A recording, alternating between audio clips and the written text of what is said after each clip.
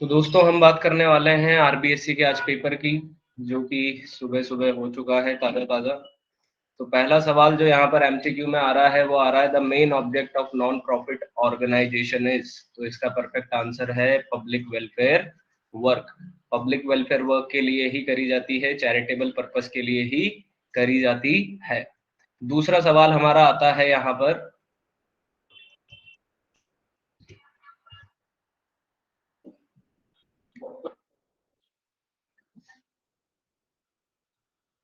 Hello, हाँ जी, हाँ जी classes हैं आज। ओके, टाइमिंग वही है, 4 to 7, 4 to 5 economics, 5 to 6 business studies. आप 3 to 4 में आइएगा अकाउंट्स में आज। हाँ, उसमें अभी रीस्टार्ट किया है तो वो आपको समझ में आ जाएगा। ओके। तो आरबीएससी का जैसा कि आज अकाउंट्स का पेपर हो चुका है, तो हम सॉल्यूशंस के लिए आए हैं आंसर की डिस्कस करने के लिए। तो पहला जो क्वेश्चन है, नॉन प्रॉफिट ऑर्गेनाइजेशन का मेन ऑब्जेक्टिव प्रॉफिट कमाना नहीं होता, बिजनेस करना नहीं होता, केवल पब्लिक वेलफेयर वर्क करना होता है।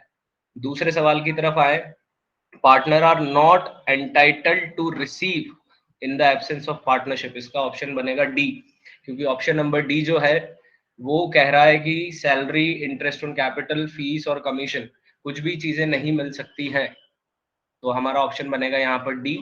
डी के बाद हमारा अगला सवाल जो आता है वो आता है, रिवैल्यूएशन अकाउंट का कैसा नेचर होता है। तो रिवैल्यूएशन अकाउंट का नॉमिनल नेचर होता है। B is the exact answer, क्योंकि P and L adjustment account की तरह ही ट्रीट किया जाता है। टेबल एफ के हिसाब से कॉल्स इन एडवांस पे इंटरेस्ट कितना जाना चाहिए, तो इसका परफेक्ट आंसर टेक हो रखा है ऑलरेडी, ऑप्शन नंबर सी 12% है। अगर कॉल्स इन एरियर होता तो 10% इसका सही आंसर होता, लेकिन कॉल्स इन एडवांस है तो 12% है। डेबेंचर होल्डर्स क्या होते हैं? डेबेंचर होल्डर्स लोन प्रोवाइडर होते हैं, जस्ट लाइक क्रेडिटर्स होते हैं, तो इसका सही आंसर बनेगा सी। इसके बाद अगर हम आए अगले सवाल पे, जो कि है debenture which can be converted into equity shares are called.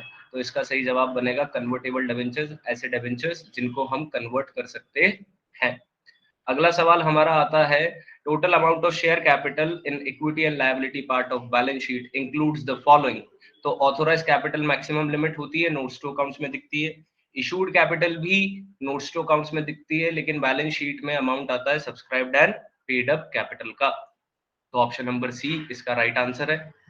In case of issue of debenture as collateral security, दो मेथड होते हैं रिकॉर्ड करने के, पहला एंट्री नहीं पास करनी है, दूसरा एंट्री पास करनी है। और जब एंट्री पास करते हैं तो एंट्री होती है हमारी debenture suspense account, debit to debenture. तो यहाँ पे जो डेबिट हो रहा है वो अकाउंट हो रहा है डेबेंचर सस्पेंस, तो इसका सही आंसर बनेगा हमारा ऑप्शन नंबर सी। तो ये हमारे 8 सवाल हो गए हैं कंप्लीट। 9th क्वेश्चन पे आए, फाइनेंशियल स्टेटमेंट किसके लिए यूजफुल है? एम्प्लॉय, मैनेजर, शेयर होल्डर सभी के लिए यूजफुल होता है। Option number D is the right, already tick out है। Which of the following is not employ benefit expense. तो फैक्ट्री मशीन पे जो रिपेयर का खर्चा है वो एम्प्लॉय बेनिफिट एक्सपेंस का पार्ट नहीं माना जाएगा। प्रोविडेंट फंड का contribution, salary, payment of gratuity उसके एक्सपेंसेस हैं। कॉमन साइज बैलेंस शीट की अगर हम बात करें तो हम यहाँ पर अज्यूम कितना करते हैं, तो हम टोटल को, बेस को जब फॉर्मूला लेते हैं item divided by base into 100, तो हम बेस को हमेशा 100 अज्यूम करके चलते हैं, क्योंकि बेस अपॉन बेस हमेशा 100% ही आएगा। तो यहाँ पे हमारा ऑप्शन नंबर बी होगा 100। इसके बाद अगले एमसीक्यू पे आए, अगर 365 डेज में ट्रेड पेबल टर्नओवर रेशियो है तो वो क्या कहलाएगा? तो ट्रेड पेबल टर्नओवर रेशियो, आपको ट्रेड पेबल करना है तो यहाँ पर इसका जवाब आएगा हमारा एवरेज पेमेंट पीरियड। इसका जवाब आएगा हमारा एवरेज पेमेंट पीरियड, क्योंकि हमें ट्रेड पेबल्स को पे करना रहता है।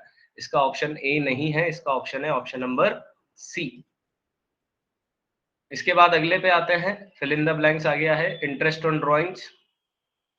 आरएन पर ब्याज फर्म के लिए क्या होता है? तो फर्म के लिए इनकम नहीं होता, फर्म के लिए एक्सपेंस होता है।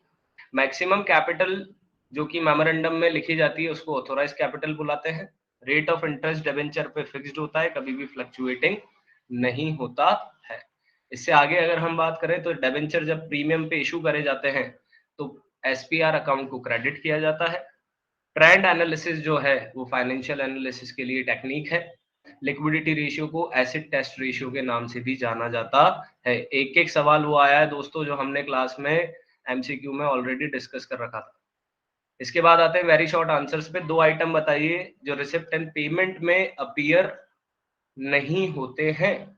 Right the name of any 2 items which do not appear in receipt and payment। पहला सवाल है कि ऐसे 2 आइटम जो अपीयर नहीं होते हैं, तो एक तो डेप्रिसिएशन अपीयर नहीं होता है और एक आउटस्टैंडिंग बैलेंसेस जो है वो अपीयर नहीं होते हैं, चाहे वो आउटस्टैंडिंग बैलेंस इनकम का हो चाहे वो आउटस्टैंडिंग बैलेंस एक्सपेंसेस का हो। At the end of final year जो आउटस्टैंडिंग इनकम एंड एक्सपेंसेस हैं वो नहीं अपीयर होते हैं और साथ ही साथ डेप्रिसिएशन भी नहीं दिखता है। अगला सवाल हमारा आता है, ए और बी पार्टनर है फर्म में 3:1 में, उन्होंने सी को एडमिट करा है 1/5 में, विच ही एक्वायर्स फ्रॉम ए। वो पूरा का पूरा एक्वायर ए से कर रहा है, आपको न्यू प्रॉफिट शेयरिंग रेशियो बताना है। सबसे आसान सवाल है दोस्तों क्वेश्चन नंबर 2। ये कह रहा है कि 3:1 में ए और बी जो है वो रेशियो शेयर कर रहे हैं और सी एडमिट हो रहा है 1/5 के लिए, जो पूरा किससे ले रहा है, ए से ले रहा है। तो ए का जो शेयर है 3/4, उसमें से सी लेगा 1/5, तो यहाँ पे हमारा एलसीएम आया 20 और यहाँ आया 15 - 4, तो ये आया हमारा रेशियो 11/20। अब हमें 1/4 को बराबर करना है तो हम इसको कर देंगे 5/20, तो ये हमारा सेकंड पोर्शन आ गया सेकंड पार्टनर का। और जो सी पार्टनर है 1/5 इसका इक्वल करेंगे तो ये हो जाएगा 4/20, तो नया रेशियो बन जाएगा 11:5:4। ये हमारा नया रेशियो तैयार यहाँ पर होता है। इसके बाद आते हैं अगले सवाल पर। अगला सवाल हमारा कह रहा है give the meaning of calls in advance. तो जब भी शेयर होल्डर एडवांस में पेमेंट कर देते हैं अपनी कॉल्स को, तो उसको कॉल्स इन एडवांस ट्रीट किया जाता है, जिसके 2 बार एडजस्टमेंट होते हैं। नॉन कन्वर्टेबल डिबेंचर्स क्या होते हैं बताइए। तो ऐसे डिबेंचर्स जिनको हम शेयर्स में कन्वर्ट नहीं कर सकते, जिनमें ये ऑप्शन नहीं होता, वो नॉन कन्वर्टेबल डिबेंचर्स होते हैं। फिफ्थ क्वेश्चन की बात करें, पी लिमिटेड ने 4000 डिबेंचर इशू करे 100 रुपए के 4% डिस्काउंट पे। इशू ऑफ डिबेंचर की एंट्री रिकॉर्ड करें तो एंट्री बनेगी 9%। अगर हम रिकॉर्ड करें तो पहली एंट्री जो हमारी बनेगी वो बनेगी bank account debit to 9% debenture application and allotment. Bank account debit to 9% debenture application and allotment. और 4000 शेयर हैं, सॉरी 4000 डिबेंचर हैं जो कि 100 रुपए के हैं 4% डिस्काउंट पे, यानी कि 4000 की वैल्यू मल्टीप्लाई करनी पड़ेगी 96 से। तो टोटल अमाउंट हमारा यहाँ पर मेंशन होगा 384,000 का, 384,000 का। और इसके बाद जो सेकंड एंट्री होगी तो उसमें हम करेंगे 9% debenture application and allotment account debit discount on issue of debenture to 9% debenture, जिसमें हम अमाउंट करेंगे 384,000 का। तो हमारा total amount debenture application allotment में 384 का, और आपने लॉस जो बियर करा है डिस्काउंट दिया है वो है 16,000 का, और इस तरीके से आपके टोटल डिबेंचर 4 लाख का एंट्री पास हो जाएगा। तो ये हमारा फिफ्थ क्वेश्चन कंप्लीट हो गया। इसके बाद अगर अगले सवाल पे अगर हम आते हैं तो अगला सवाल कह रहा है अगर डिबेंचर 5,000 के पार पर हैं लेकिन रिडीम प्रीमियम पे हो रहे हैं 10%, तो what will be the amount of premium on redemption of debenture. तो रिडम्पशन ऑफ डिबेंचर पे 10% प्रीमियम 5 लाख का अगर निकालें तो 50,000 होता है, तो इसका आंसर बनेगा 50,000 रुपीज। तो आसान सा क्वेश्चन था, क्वेश्चन नंबर 6। इसके बाद आते हैं 7th क्वेश्चन पे। मानस लिमिटेड ने खुद के डिबेंचर परचेज करे हैं 4 लाख के ओपन मार्केट से, इमीडिएट कलेक्शन कैंसिलेशन हो रहा है 92 पर डिबेंचर पे। Calculate the amount of gain on cancellation of debenture. तो इस सवाल का देख लेते हैं हम क्या पॉसिबल आउटकम आ सकता है हमारा। तो अगर हम यहाँ पर देखें, अगर टोटल है 4 लाख और 92 पर आ रहा है, तो 100 रुपए के हिसाब से अगर हम वैल्यू को लेके चलते हैं तो 8 रुपए का गेन बन रहा है। और 100 रुपए के हिसाब से अगर हम 4 लाख को डिवाइड करते हैं तो आते हैं हमारे 4000 डिबेंचर, और 4000 को अगर हम 8 से मल्टीप्लाई करते हैं तो हमें जो टोटल गेन हो रहा है वो हो रहा है 32,000 रुपीज का। ये अमाउंट इसका आएगा निकल के। जितना लेस हम कैंसिल करते हैं वैल्यू को, उतना लेस जो डिफरेंस है वो हमारा गेन बनता है। तो यहाँ पे 92 पर डिबेंचर हो रहा है और हमें गेन कैलकुलेट करना है, तो हम ये मान के चल रहे हैं कि डिबेंचर जो है वो 100 रुपए का होगा। फेस वैल्यू यहाँ पे 4 लाख की है। तो ये हमारा 7th क्वेश्चन हो गया complete. What is the nature of interest on debenture?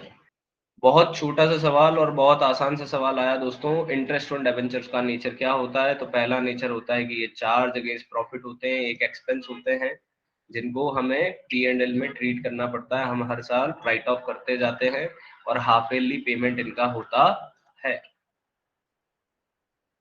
और अगर पर्टिकुलरली नेचर की बात करें तो नॉमिनल नेचर के अंदर शामिल होते हैं, क्योंकि कंपनी यहाँ से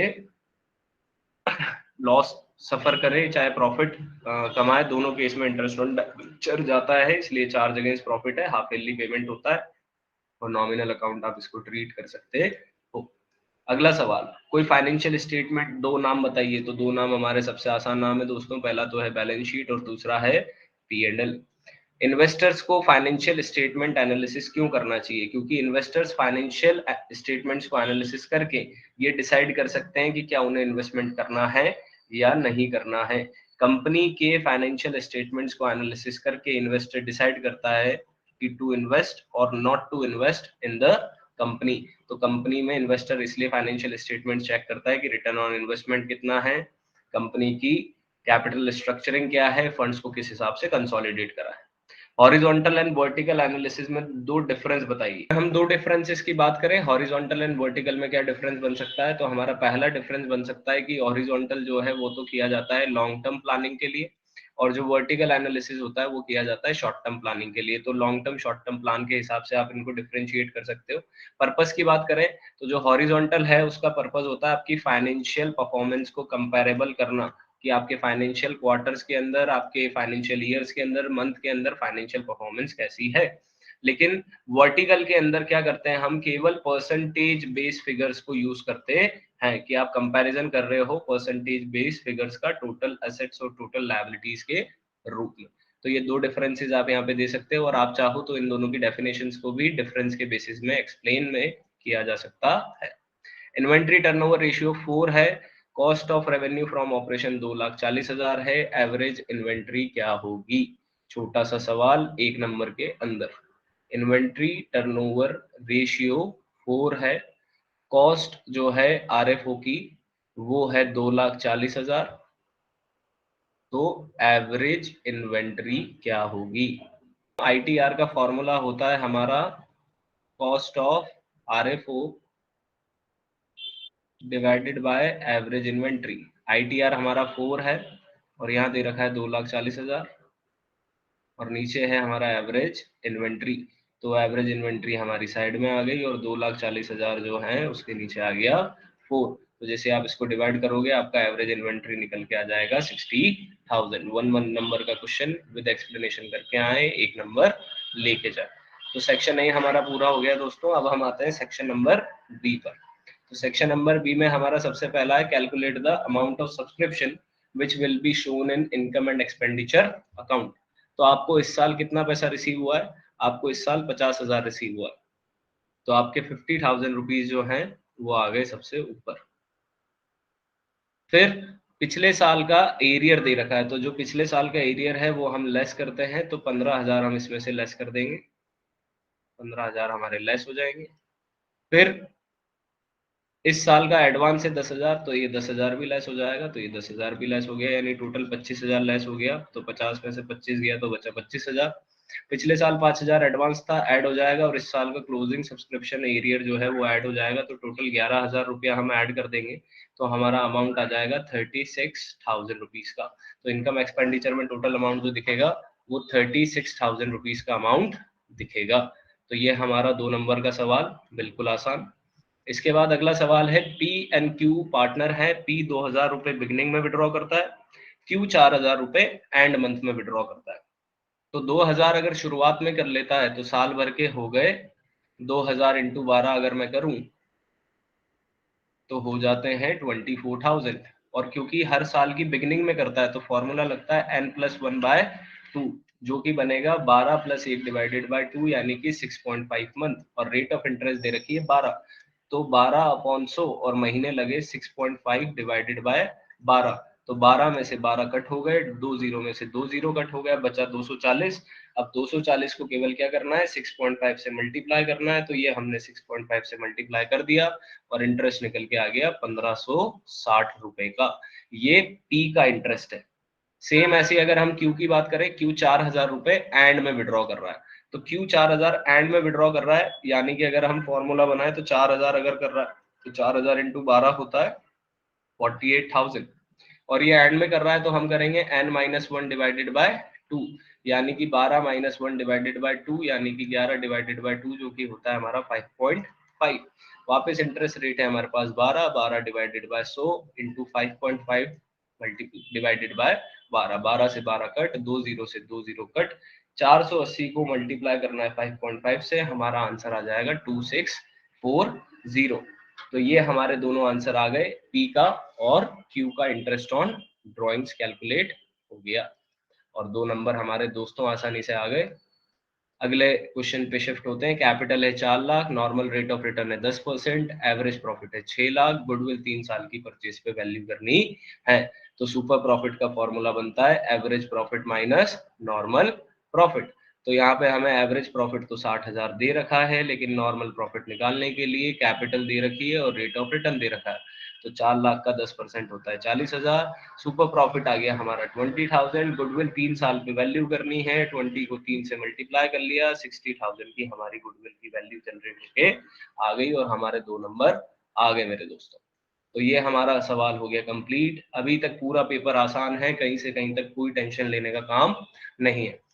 7th क्वेश्चन पे आते हैं। 7th क्वेश्चन कह रहा है एक्स और वाई पार्टनर है 5:3 में, जेड एडमिट हो रहा है 1/3 शेयर के लिए, 2/9 ले रहा है एक्स से, 1/9 ले रहा है वाई से, 1500 रुपए गुडविल के ला रहा है कैश में। जेड के एडमिशन पे जर्नल एंट्री पास करिए। तो जेड जो है 1500 रुपए की गुडविल ला रहा है, तो पहली एंट्री तो हो गई bank to premium for goodwill, और दूसरी सैक्रिफाइसिंग में तो premium of goodwill to X to Y, ratio already दे रखा है 2:1, तो 1500 रुपए को 2:1 में बांट देंगे, तो एक तो ले जाएगा 1500 इंटू 2/3 अगर हम करते हैं, तो एक तो ले जाएगा हमारा भैया 1000 और एक ले जाएगा हमारा 500 रुपीज। ये 2 एंट्री करनी थी और 2 नंबर आ गए। तो ये छोटे छोटे सवाल है, कंसेप्चुअल सवाल है। एक थ्योरेटिकल, 2 यूजेस बताइए एसपीआर का। एसपीआर को बायबैक करने में यूटिलाइज किया जा सकता है, और एसपीआर को डीआरआर को रिडीम करने में यूज किया जा सकता है। और अगर देखें तो प्रिलिमिनरी एक्सपेंसेस को राइट ऑफ करने में किया जा सकता है, fully paid up bonus share issue करने में किया जा सकता है। तो 5 यूज होते हैं, जिनमें से कोई भी आपको 2 मेंशन करने थे, और 2 के 2 नंबर आपके आ गए। याशू लिमिटेड मशीनरी परचेज करिए 6 लाख की, 5000 डिबेंचर इशू कर रहे हैं 100 रुपए के 20% प्रीमियम पे, जर्नल एंट्री बताओ। तो याशू ने एंजल से मशीन परचेज करी, तो पहली एंट्री तो हो गई मशीन टू एंजल, जो कि एंजल लिमिटेड की 6 लाख की आपका ट्रांजेक्शन अमाउंट आ गया। और दूसरी एंट्री हुई Angel limited to equity share capital to SPR account, equity share capital to SPR account. अब 5000 है, 5000 को 100 से मल्टीप्लाई करते हैं तो आता है हमारा 5 लाख, तो 5 लाख तो आ गया यहाँ पर। 20% से करते हैं, यानी कि 20 रुपीज से तो आ गया 1 लाख एसपीआर का, और एंजल लिमिटेड में 6 लाख रुपए चले गए। 2 एंट्रियां पास हो गई और 2 नंबर आ गए। Machinery to asset Angel limited 6 lakh 6 lakh, Angel limited to equity share capital to security premium reserve 6 lakh 5 lakh 1 lakh. इसके बाद हमारा क्वेश्चन नंबर 10 आता है। प्रियांशी लिमिटेड ने 15,000 इक्विटी शेयर 10 रुपए पे मांगे, 2 रुपए ईच। टोटल एप्लीकेशन मनी 3 रुपए पर शेयर था और 60,000 रिसीव हुआ। Name the kind of subscription and give journal entry for application money receive. Calculate the number of shares applied for also. तो अगर 3 रुपए का हिसाब है एप्लीकेशन मनी का, तो 15,000 रुपए से, अगर 15,000 शेयर से हम कैलकुलेट करें, तो 15,000 इंटू 3 से अगर हम कैलकुलेट करें तो हमारा अमाउंट आता है 45,000 का। कितना आता है? 45,000 का। और हमें एप्लीकेशन पे रिसीव कितना हो गया, 60,000 रिसीव हो गया, यानी कि कितना एक्सेस है, यानी कि 15,000 रुपया एक्सेस है। अगर 15,000 रुपया एक्सेस है तो ये 15,000 रुपया एक्सेस होने का मतलब क्या है कि आपके ओवर सब्सक्रिप्शन हुआ होगा। तो सबसे पहला तो यहाँ पे अमाउंट, जो काइंड ऑफ सब्सक्रिप्शन है वो कैसा सब्सक्रिप्शन है, ओवर सब्सक्रिप्शन। ठीक है। अब अगर 60,000 रुपया रिसीव हुआ है तो ऑब्वियस सी बात है कि 3 रुपीज का मनी है, अगर मैं 60,000 को 3 से डिवाइड कर देता हूँ तो मेरा अमाउंट आता है 6 टू ज़ा 20, यानी कि 20,000 शेयर्स ने पैसा भेजा होगा। 20,000 इंटू 3 के हिसाब से 60,000 होता है, जबकि हमें रिसीव कितना करना था, केवल 45,000 करना था। तो 20,000 हमारे क्या है, 20,000 हमारे number of share applied for है। तो 20,000 शेयर के लिए अप्लाई किया गया है, लेकिन कंपनी ने केवल 15,000 इन्वाइट करे, तो ओवर सब्सक्रिप्शन का केस तैयार होता है। एस लिमिटेड ने 3,007% डिवेंचर 100 रुपए पार पे इशू करें, रीपेबल है 5% प्रीमियम पर, इशू के टाइम में बुक्स में एंट्री रिकॉर्ड करें। तो यहाँ पे आप देख सकते हैं इशू पार पर है लेकिन रीपेबल प्रीमियम पे, और जब भी रीपेबल प्रीमियम पे होता है तो उस केस में हमें लॉस होता है। तो कंपनी ने सबसे पहले तो इशू करा है तो bank to 7% debenture application and allotment, और क्योंकि ये पार पर इशू है तो जो पार की वैल्यू है वही हम लेंगे, जो कि है 100 रुपीज। तो 3,000 इंटू 100 होता है हमारा 3 लाख। तो ये 3 लाख से हमारी पहली एंट्री हो गई। अब दूसरा पॉइंट क्या है कि 5% प्रीमियम पे रीपेबल है, तो 5% प्रीमियम पे रीपेबल होने का मतलब है 7% debenture application and allotment to, sorry, loss on issue of debenture to 7% debenture to premium on redemption, 7% debenture application and allotment, loss on issue of debenture to 7% debenture account to premium on redemption। 3 lakh रुपए यहाँ पर आ गए, और ये कि यही 3 लाख रुपया 7% debenture में चला गया, और हमें 5 रुपए प्रीमियम का, 5% प्रीमियम का लॉस भरना है। तो 3,000 हमारे डिवेंचर थे, 5 से मल्टीप्लाई करेंगे तो 15,000 का हमारा लॉस होता है। तो 15,000 का लॉस हमारा यहाँ पर देखने को मिल जाता है। 2 एंट्रियां पास करनी थी और हमारे 2 नंबर पक्के हो रहे थे। ओन डिवेंचर परचेज कर लिए 1 लाख ओपन मार्केट से, इमीडिएट कलेक्शन पे 97 के। तो यहाँ पे डिवेंचर की फेस वैल्यू 100 दे रखी है, यानी कि 3 रुपए का गेन हो गया है। तो जब खुद से परचेज करते हैं तो नीचे जहाँ पे हम 9% डिवेंचर लिखते आ रहे थे वहां पे 2 शेयर कैपिटल साथ में ऐड हो जाएगा। डिवेंचर होल्डर 2 शेयर कैपिटल के नाम से एंट्री हमारी ये हो जाएगी। तो यहाँ पे हमें 3 रुपए का गेन भी देखने को मिल रहा है। तो अगला सवाल हमारा 2 नंबर में, हेड और सब हेड बताना है। तो प्रपोज डिविडेंड हमारी एक तरीके का प्रोविजन है, लायबिलिटी है, तो लायबिलिटी साइड पे ही दिखेगा, लॉन्ग टर्म प्रोविजंस के अंदर या फिर शॉर्ट टर्म प्रोविजंस के अंदर। और डिवेंचर की अगर मैं बात करूं तो डिवेंचर जो है हमारे नॉन करंट लायबिलिटी के अंदर, लॉन्ग टर्म बोरोइंग के अंदर शो होते हैं। तो ये 2 नंबर का इजी गो थ्रू सवाल था, और इसके अंदर हमारा शो हो गया। प्रपोज डिविडेंड तो शॉर्ट करंट लायबिलिटी में भी दिखेगा, तो शॉर्ट टर्म प्रोविजंस के अंदर दिखेगा, और डिवेंचर दिखते हैं तो नॉन करंट लायबिलिटी में दिखते हैं, जो कि लॉन्ग टर्म बोरोइंग्स के अंदर शो होता है। अब यहाँ पर आ गया है हमारे लिए न्यूमेरिकल क्वेश्चन 2 नंबर में, कॉमन साइज बैलेंस शीट हमें ड्रॉ करनी है। तो कॉमन साइज यानी कि हमें क्या करना पड़ेगा, 6 लाख को किससे डिवाइड करना पड़ेगा, 8 लाख से, और परसेंटेज में निकालेंगे तो ये आ जाएगा 75%। और फिर हम 2 लाख को 8 से डिवाइड करके परसेंटेज करेंगे तो ये आ जाएगा 25%, और हमारा टोटल आ जाएगा 100। और फिर 6,40,000 को 64 को 6,40,000 को हम 80 से डिवाइड करेंगे, यानी कि 6,40,000 को 8 लाख से डिवाइड करेंगे तो ये आ जाएगा हमारा 80%। और फिर हम 1,60,000 को 8 लाख से डिवाइड करेंगे तो ये आ जाएगा हमारा 20%, और ये आ जाएगा हमारा टोटल 100%। बस हमें ऐसा करके आना था, और हमारे 2 नंबर हमारे पास वापस क्वेश्चन नंबर 9, क्वेश्चन नंबर 14 में रेडी हो गए। इसके बाद हमारा 15 क्वेश्चन कह रहा है, ओपनिंग स्टॉक दे रखा है, नेट परचेज दे रखा है, डायरेक्ट एक्सपेंस दे रखा है, क्लोजिंग स्टॉक दे रखा है, आपको कॉस्ट ऑफ गुड सोल्ड पता लगाना है। ओपनिंग में नेट परचेज ऐड कर दीजिए, क्लोजिंग स्टॉक लेस कर दीजिए, डायरेक्ट एक्सपेंसेस हटा दीजिए, आपका cost of goods sold calculate होके आ जाएगा। करंट लायबिलिटीज की अगर बात करें तो करंट लायबिलिटीज यहाँ पे 60,000 दिख रही है, रेशियो है 3:1, लिक्विडिटी है 2.25:1। आपको इन्वेंट्रीज की वैल्यू पता लगानी है, तो क्वेश्चन को थोड़ा सा घुमा दिया गया है। अगर हम 3:1 का रेशियो मान रहे हैं तो 3/1 इक्वल्स टू CA/CL हमारा होता है, और CL की वैल्यू हमें दे रखी है 60,000।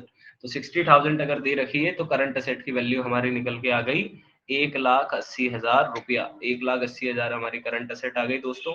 फिर हमें लिक्विडिटी का फॉर्मूला लगाना है 2.25 डिवाइडेड बाय 1, और वहां पर भी हमारे पास होती है क्विक असेट और नीचे होती है करंट लायबिलिटी। तो अगर हम 2.25 को 60 कर देते हैं, 2.25 को 60,000 से मल्टीप्लाई करते ही हमारी क्विक असेट आ जाएगी 1,35,000।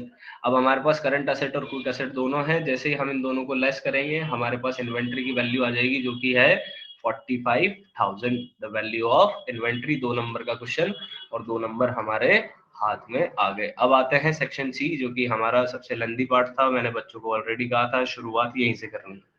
यहाँ पर क्वेश्चन कह रहा है कि 10,000 अमाउंट स्टेशनरी का आपने पे करा है। पहले से आपके क्रेडिटर्स हैं 1200, तो 1200 लेस कर दिया। इस साल के क्रेडिटर हैं 1200 एंडिंग के, इनको ऐड कर दिया।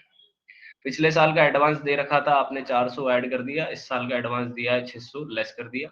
ओपनिंग स्टॉक ऐड कर दिया, क्लोजिंग स्टॉक लेस कर दिया। आपका आंसर निकल के आ जाएगा, जो कि अमाउंट आप शो करोगे। तो 1200 का तो निल हो रहा है, 10,000 में 400 ऐड कर दिए और 600 लेस कर दिए, तो हमारे पास यहाँ पे अमाउंट आता है 9,800 का। और 9,800 में से 800 फिर लेस हो गए, तो ये हो गया 9,000। 9,000 में 2,000 ऐड हो गए, तो ये हमारा टोटल अमाउंट आ गया 11,000 का, जो कि इनकम एंड एक्सपेंडिचर में शो होगा। तो ये हमारा एनपीओ के रिगार्डिंग क्वेश्चन, छोटा सा, खूब बार प्रैक्टिस किया हमने, वैसा का वैसा ही उठ के आया है। प्रिया सुमन शालू 532 पे है, गारंटी है शालू को 80,000 पर एनम का प्रॉफिट होगा। कोई डेफिशिएंसी होती है तो प्रिया और सुमन 2:1 के रेशियो में भुगतेंगे। और इस साल प्रॉफिट हुआ है 2.5 लाख का। तो अगर 2.5 लाख का है और रेशियो अगर है 532, तो शालू का है 2/10। और अगर 2.5 लाख का 2/10 अगर हम निकालते हैं तो 2.5 लाख का 2/10 कितना होता है दोस्तों? 50,000 रुपीज होता है। जबकि इसको कितना पे होना था? 80,000 पे होना था। तो 80,000 की जगह 50,000 ही कमाया है, तो 30,000 का होता है डेफिशिएंसी। और ये डेफिशिएंसी 2:1 में यानी 2/3 और 1/3 में जानी है, यानी कि 20,000 और 10,000 में जानी है। तो P&L अप्रोप्रिएशन जब हम ड्रॉ करेंगे तो प्रिया को जो मिलने थे 1,25,000, उसमें से प्रिया जो है वो अपने 20,000 लेस करेगी, और P&L अप्रोप्रिएशन में प्रिया के दिखेगा 1,05,000 का अमाउंट। ऐसे सुमन है, तो सुमन को 10,000 पे करने हैं, तो सुमन का बनता है 3 के हिसाब से 75। तो 75 में से 10,000 लेस हो जाएंगे, तो सुमन को अब मिलेंगे 65। और जो हमारी शालू मैम है, इनको 50 में 30,000 ऐड होके टोटल इनका 80,000 क्रिएट अप हो जाएगा। अगर हम P&L अप्रोप्रिएशन बना के देख लेते हैं, तो P&L अप्रोप्रिएशन अगर हम देखें तो ये हमारा P&L अप्रोप्रिएशन, ये हमारा पर्टिकुलर, ये हमारा अमाउंट, ये पर्टिकुलर, ये हमारा अमाउंट, ये हमारा नेट प्रॉफिट जो कि है 2.5 लाख का। और यहाँ लिख दिया हमने to profit transfer to capital. और यहाँ आ गया प्रिया, यहाँ आ गया सुमन, और यहाँ आ गया शाला। तो प्रिया जिसको 1,25,000 मिलने थे, उसके लेस हो जाएंगे 20,000 रुपए, और उसको मिलेंगे 1,05,000 रुपए।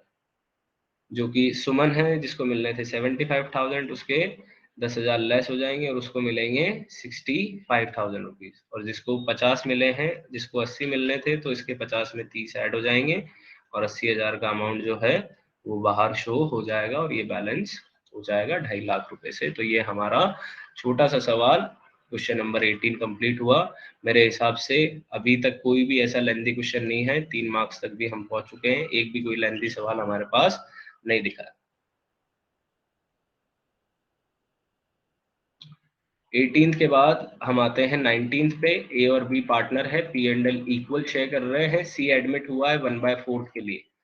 बिल्डिंग रीवैल्यू हुई है 10,000 पे, और स्टॉक रीवैल्यू हुआ है 4,000 पे। तो रिवैल्यूएशन में हमारे पास फायदा है 10,000 रुपए का और 4,000 रुपए का। फर्नीचर और मशीनरी की वैल्यू रिड्यूस करिए तो 1000 का घाटा और 3000 का घाटा, और 2000 का प्रोविजन बनाना है तो 2000 का भी हमारा घाटा। तो टोटल हमारे पास इधर आइटम आते हैं 6000 के, इधर हमारा टोटल होता है 14000 का। तो हमारे पास रिवैल्यूएशन अकाउंट में 8000 रुपए का प्रॉफिट है, जो कि 4 और 4000 में बढ़ जाएगा। 3 नंबर का छोटा सा सवाल दोस्तों, और ये भी हमारा क्रैक हो गया। इसके बाद हम आते हैं 20th क्वेश्चन पे। करंट रेशियो 2.5:1 दे रखा है, लिक्विडिटी 1.6 दे रखी है, वर्किंग कैपिटल 90,000 दे रखी है, करंट असेट, करंट लायबिलिटी और स्टॉक पता लगाना है। तो करंट वर्किंग कैपिटल दे रखी है हमें 90,000, और वर्किंग कैपिटल होता है CA माइनस CL। तो इस तरीके से यहाँ पे हमें ये वर्किंग कैपिटल की नीड पड़ेगी, जिससे हम निकाल पाएंगे हमारा अमाउंट। करंट रेशियो हमें दे रखा है 2.5, यानी कि करंट असेट की वैल्यू है 2.5 और करंट लायबिलिटी की वैल्यू है 1। यानी कि अगर 90,000 की बात करूं तो 90,000 अगर वर्किंग कैपिटल है तो 90,000 का जो 2/5 होता है वो क्या होगा, हमारा करंट लायबिलिटी होगी, सॉरी करंट असेट होगी, और जो हमारा डिफरेंस है वो हमारा करंट लायबिलिटी होगा। तो अगर मैं 90,000 हमारा आ रहा है, 2.5:1 हमारा करंट असेट है और CL है हमारा 1, यानी कि 90,000 जो है वो 1.5 होते हैं। हमें x अज्यूम करना है। हमने यहाँ पे एक थ्योरी क्रिएट करी है कि current ratio equals to CA upon CL। तो करंट असेट है हमारी 2.5 और करंट लायबिलिटी हमारी 1। अब अगर हम करंट लायबिलिटी को ये मान के चलें कि करंट लायबिलिटी CA का x को है, तो ये बन गया हमारा 2.5x। तो यहाँ से हमारी वर्किंग कैपिटल की इक्वेशन बन जाती है CA माइनस CL, यानी कि 90,000 equals to 2.5x minus 1x। इस तरीके से अगर हम करें तो हमारे पास आता है 1.5x इक्वल्स टू 90,000। तो हमारे पास यहाँ पे x की वैल्यू जो आएगी वो आएगी 60,000, यानी हमारी करंट लायबिलिटी कितनी है, 60,000 हमारी करंट लायबिलिटी है।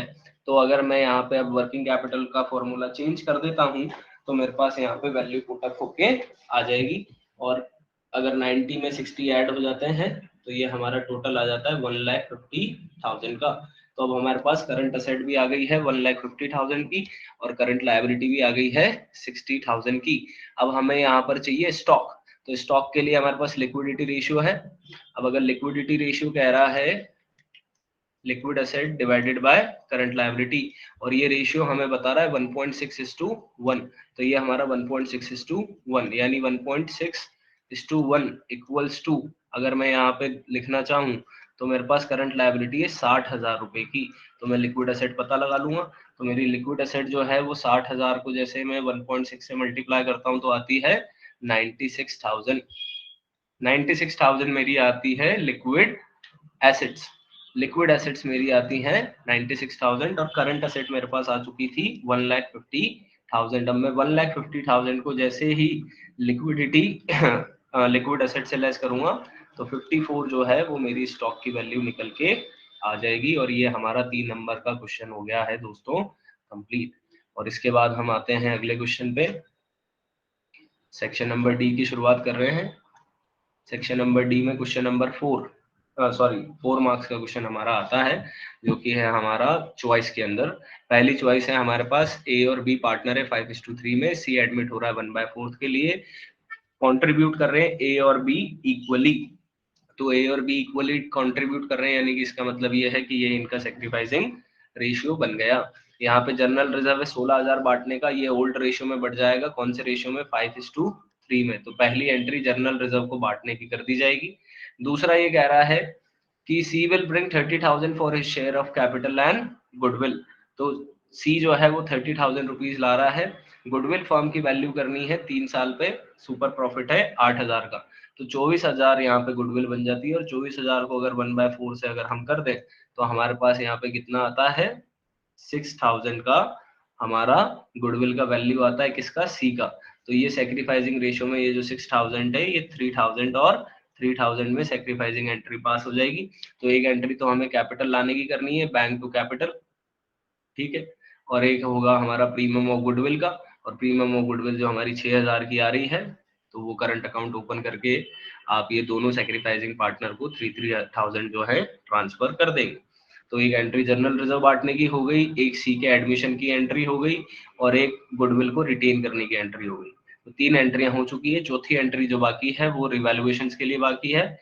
आपको तीनों रिवैल्यू करके दिए हैं, 5000 आपकी मशीनरी में लॉस हो रहा है, तो आपका एंट्री बनेगी रिवैल्यूएशन टू मशीनरी।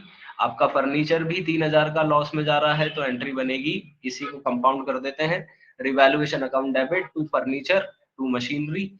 रिवैल्यूएशन 8000 पे, मशीनरी 5 पे, फर्नीचर 3 पे। स्टॉक आपका 2000 से गिर रहा है, तो यहाँ पर भी आपको लॉस हो रहा है, तो आपकी एक ही एंट्री तैयार हो रही है, revaluation to machine to furniture to stock, और टोटल आपका रिवैल्यूएशन 10,000 के लॉस में है। तो अगली एंट्री ये लॉस डिस्ट्रीब्यूट कर लेंगे पार्टनर 5:3 में। तो 5:3 के हिसाब से अगर हम चलते हैं, तो 10 को 5 से करें तो 6250 जो है वो तो ए का लॉस हो रहा है, और 6250 में से अगर हम 10,000 को और हमारा अमाउंट, तो 3750 का बी को लॉस हो रहा है। तो ये हमारी सेकेंड एंट्री बन जाएगी, A capital account debit, B capital account debit to loss on revaluation account. और ये हमारा 4 नंबर का क्वेश्चन 5 एंट्रीज के साथ होता है समाप्त। जनरल रिजर्व डिस्ट्रीब्यूट करना, गुडविल की रिटेन करने की, कैपिटल की एंट्री और रिवैल्यूएशन की 2 एंट्री। इसके अलावा यहाँ पे एक ऑप्शन चॉइस में और था, तो इस ऑप्शन चॉइस को देख लेते हैं। एलएमएन पार्टनर है 2:1 के रेशियो पे, they decided to share profit equally. तो यहाँ पे ये चेंज इन पीएसआर का क्वेश्चन है, पहले 2:1:1 था, अब रेशियो है 1:1:1। तो यहाँ पे हमें सेक्रीफाइस गेन निकालना पड़ेगा, तो 2/4 माइनस 1/3 अगर हम करते हैं, तो यहाँ पे आता है हमारा 12, और 6 माइनस 4 होता है 2/12। तो पहला पार्टनर जो है वो 2/12 पे आ रहा है सेक्रीफाइस करने पे। दूसरे पार्टनर की बात करें तो 1/4 माइनस 1/3, तो यहाँ पे होता है हमारा 12, और 3 माइनस 4, तो ये भैया हमारा गेन कर रहा है 1/12। और ऐसा ही हमारे आखिरी पार्टनर के साथ भी होगा, 1/4 माइनस 1/3, तो ये भी गेन कर रहा है 1/12। तो 2 पार्टनर तो गेन कर रहे हैं 1/12 से, और एक पार्टनर सेक्रीफाइस कर रहा है 2/12 से। तो ये तो सबसे पहले हमने सेक्रीफाइस की बात कर ली कि सेक्रीफाइसिंग रेशियो क्या है। अब हमें बैलेंस शीट गिवन है, तो बैलेंस शीट में हमारे पास बांटने के लिए एक आइटम दे रखा है रिजर्व। तो 20,000 का रिजर्व जो है वो 2:1:1 के अंदर बढ़ जाएगा। यानी कि अगर 20,000 को मैं 4 से डिवाइड करके 2 से मल्टीप्लाई करूं, तो पहला पार्टनर जो है 20,000 को हम 4 से डिवाइड करते हैं और फिर 2 से मल्टीप्लाई करते हैं, तो 10,000 तो पहला पार्टनर ले जाएगा, 5,000 दूसरा पार्टनर ले जाएगा, 5,000 दूसरा पार्टनर ले जाएगा। तो रिजर्व 10-5-5 के रेशियो में बढ़ जाएगा। इस टाइम पे गुडविल दे रखी है 36,000 की, तो 36,000 टू 1:1 के रेशियो में यहाँ पे डिवाइड हो जाएगी। तो अगर हम 36 को 4 से डिवाइड करते हैं तो आता है 9, है ना। तो 9,000 और इनटू अगर हम करते हैं 2, तो 18,000 का सेक्रीफाइस हो रहा है। तो हमारी एंट्री बनेगी NM2L। तो L भैया के तो दिख रहा है हमें 18,000, और ये दोनों पार्टनर को दिख रहा है 9,000 और 9,000। तो ये हमारी गुडविल की एंट्री यहाँ पे रेडी हो चुकी है। तो हमने रिजर्व बांट दिया, हमारा गुडविल का एडजस्टमेंट कर दिया, और हमने रेशियो तैयार कर लिया। यहाँ पे पार्टनर कैपिटल अकाउंट ड्रॉ करना था, ये तो और आसान खेल हो गया।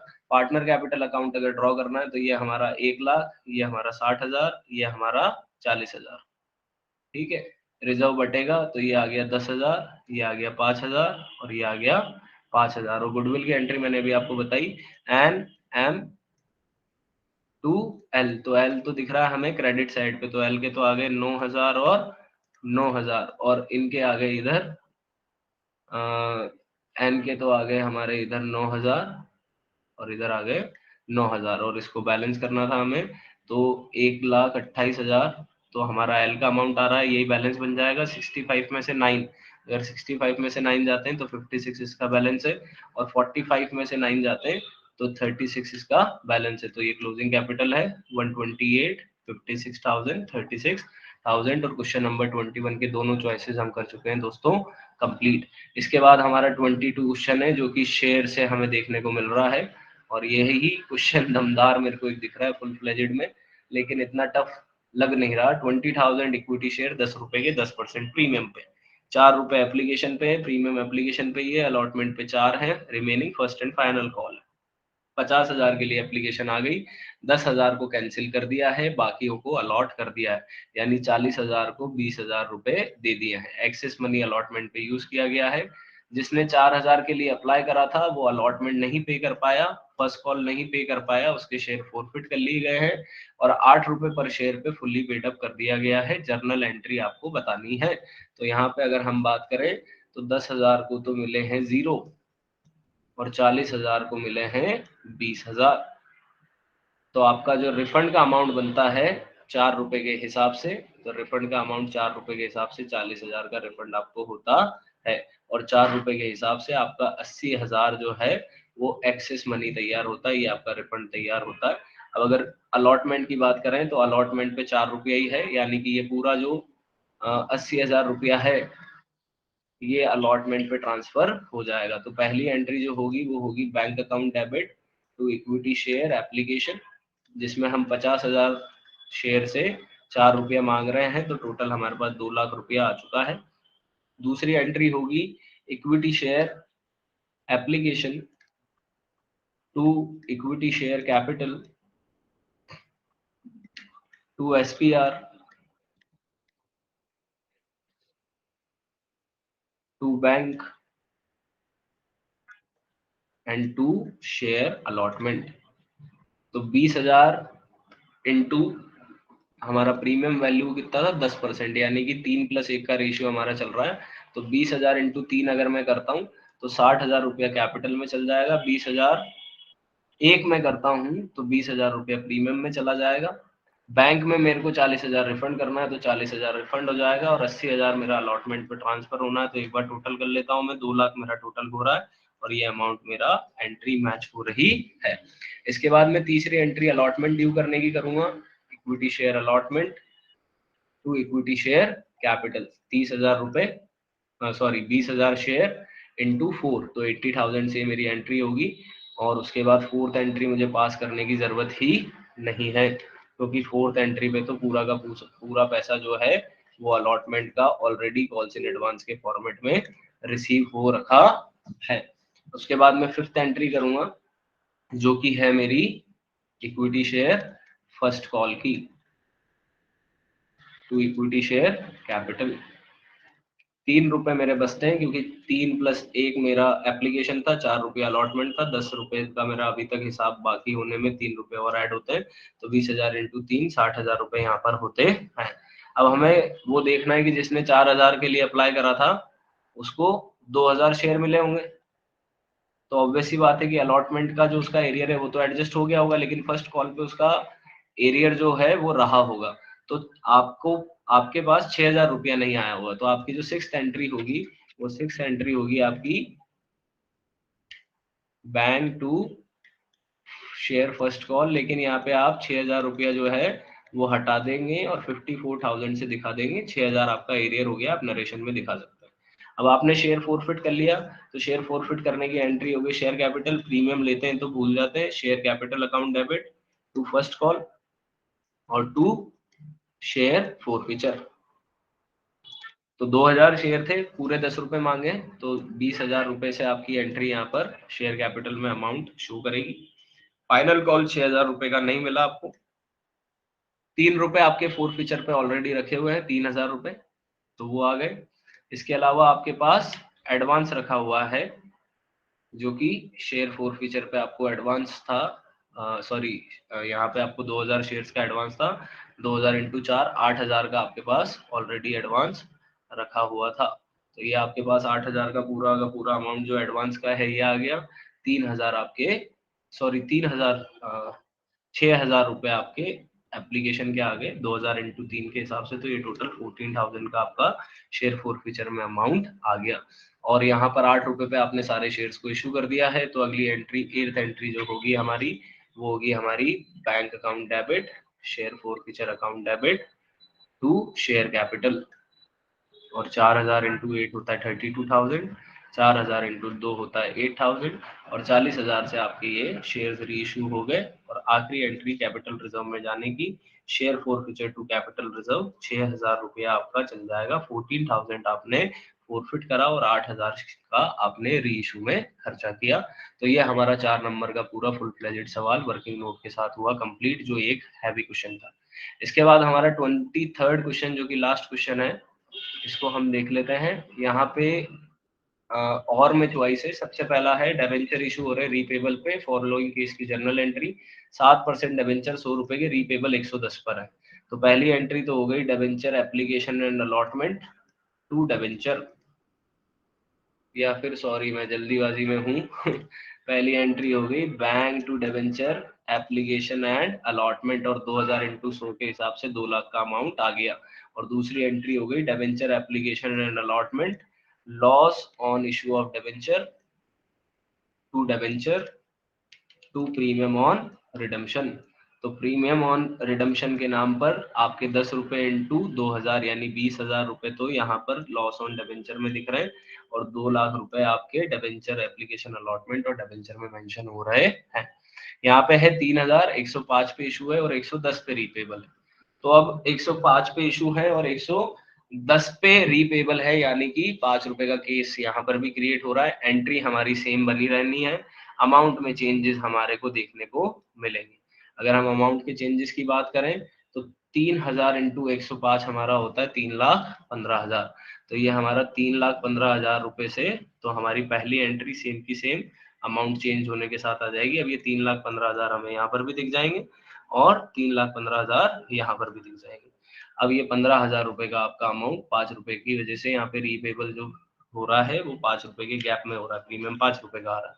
तो ये 15,000 रुपए से ही आपके दोनों अमाउंट भर जाएंगे। तो ये 4 एंट्री आपको पास करनी थी और 4 नंबर आपकी क्रिएट यहाँ पर होने थे। और इसके बाद आखिरी सवाल हमारा आता है, बी आर लिमिटेड ने 9% डिबेंचर जो है वो इशू करे हैं 10 लाख रुपए के, जिसमें से 5 लाख तो 10% डिस्काउंट पे है जो कि कैश पर है। और इसके बाद 2,25,000 मशीनरी खरीदी है, तो इसको 2.5 लाख के नॉमिनल वैल्यू यानी कि डिस्काउंट पे दिया है 25,000 रुपया। और 1,25,000 बैंक से लोन लिया था, तो 9% डिबेंचर 2.5 लाख की गिरवी रखवा दिए थे। तो 2.5 और 2.5 तो हो गया हमारा 5 और 5 हो गया हमारा 10, यानी अगर 5 लाख 10% डिस्काउंट पे दिए हैं तो हमारे पहली एंट्री होगी bank account debit to 9% debenture application allotment, और यहाँ पे हमारा अमाउंट आ जाएगा 4,50,000, 4.5 लाख रुपए से। और फिर सेकंड एंट्री हो जाएगी 9% debenture application allotment discount on issue, discount on issue और टू 9% डिबेंचर, जिसमें 4,50,000 और 5 लाख का हमारा अमाउंट टोटल आ गया। तो ये तो पहले केस की 2 एंट्रियां, ये पहली एंट्री है और ये दूसरी एंट्री है। फिर सेकंड केस कह रहा है कि आपने मशीनरी खरीदी है कितने की, 2,25,000 की। तो पहली एंट्री तो हो गई मशीन टू प्रियांशु लिमिटेड 2,25,000 की, और फिर आप 2.5 लाख के वैल्यू के शेयर 2,25 में दे रहे हो, यानी कि Priyanshu limited to sorry debenture आप इशू कर रहे हो, सॉरी। तो यहाँ पे आ गया Priyanshu limited discount on issue to 9% debenture, ये हमारी सेकंड एंट्री हो गई। यहाँ पे आ गए 2,25,000, यहाँ आ गए 25,000, ये हमारे 2.5 लाख की वैल्यू पूरी हो गई। और इसके बाद हमारा तीसरा केस, ये तो हमारे सेकंड केस की 2 एंट्री है, ये पहली और ये दूसरी। तीसरा केस आपने लोन लिया है, तो बैंक टू बैंक लोन आपका हो गया 1,25,000 का, ये आपकी पहली एंट्री हो गई।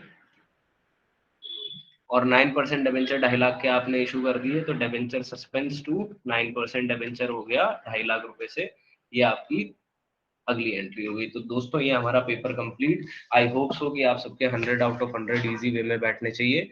आप जुड़े रहिए, चैनल को सब्सक्राइब करिए ताकि आपको अगले पेपर्स के सॉल्यूशन भी इसी तरीके से हम जल्दी से प्रोवाइड अप कर सकें। Thank you so much guys, thank you so much.